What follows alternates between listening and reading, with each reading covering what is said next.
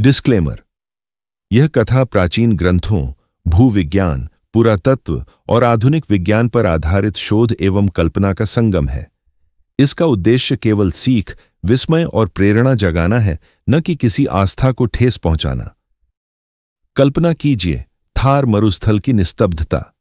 रेत की परतें हवा से हिलती हैं, जैसे धरती कोई पुराना रहस्य छुपाए बैठी हो। सुबह की पहली किरणें सोने की परत चढ़ा देती हैं और अचानक एक उपग्रह से खींची गई तस्वीर सामने आती है। रेत के नीचे सीधी रेखाएं, घुमावदार नसें, चमकते नीले निशान, जैसे किसी ने रेगिस्तान पर ब्रश चलाकर छुपी हुई धारा को फिर से जीवित कर दिया हो। यही है सरस्वती, वह नदी जिसे वैदिक ऋषियों ने नदी नाम माता कहा, वह नदी जिसे ऋग्वेद ने सैकड़ों सूक्त अर्पित किए, वह नदी जिसकी गूंज आज भी संस्कृति और परंपरा में जीवित है। अब जरा हरियाणा के राखी घड़ी की खुदाई को देखिए। जब पुरातत्वविदों ने मिट्टी को हटाया तो ईंटों के बने मकान, मोतियों की लड़ियां, जले हुए अनाज के भंडार और सजीव नगर योजना सामने आई। यह केवल एक गांव नहीं था, यह एक महानगर था। धोलावीरा, कालीबंगन, बनवाली, हर जगह यही कहानी दोहराई जाती है। सिर्फ एक ही निष्कर्ष निकलता है, इन नगरों को पोषण देने के लिए एक विराट नदी की जरूरत थी। वह नदी थी सरस्वती। यदि गंगा भारत की आत्मा है तो सरस्वती उसका स्मृतिकोश है।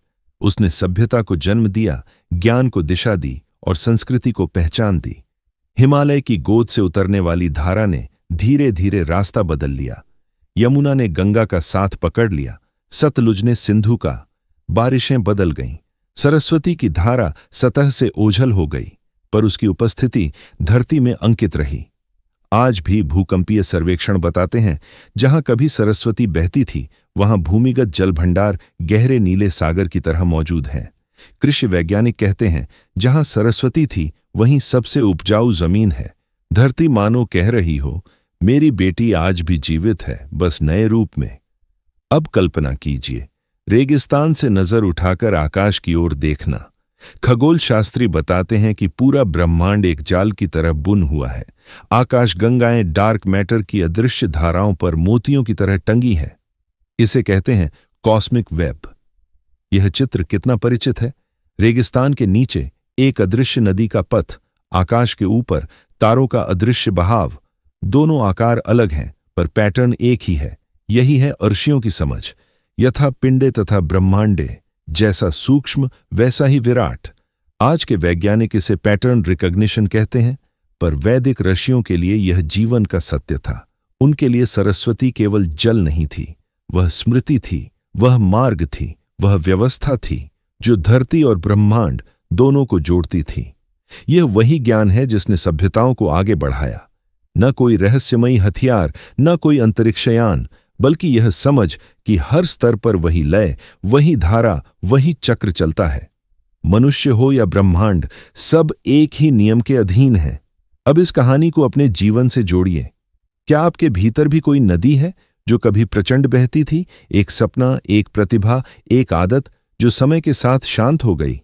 सच ये है कि वह शक्ति आपके भीतर आज भी मौजूद है। वह सरस्वती की तरह आपके भीतर बह रही है। सही जगह पर एक बूंद अनुशासन, एक कदम साहस, एक दिन की मेहनत, और उसका प्रवाह फिर से प्रकट हो सकता है। रेगिस्तान हरा हो सकता है तो आपका जीवन भी नई धाराओं से भर सकता है। सरस्वती सिर्फ अतीत नहीं है, वह स्मृति है, वह सबक है, वह प्रमाण है कि कुछ भी खोता नहीं।